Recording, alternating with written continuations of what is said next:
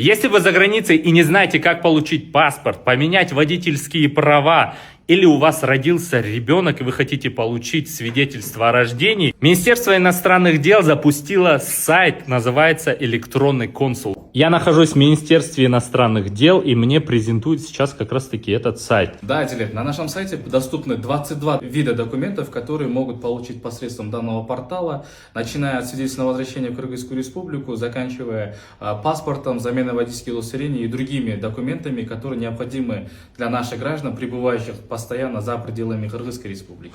Я знаю, что для консультации у вас есть целый чат, да, WhatsApp-чат. Все верно, Дилет. Чат, который доступен в режиме 24 часа на 7. Здесь не робот, это человек, наш оператор, который может ответить на все возникающие у наших граждан, соотечественников вопросы по консульским услугам.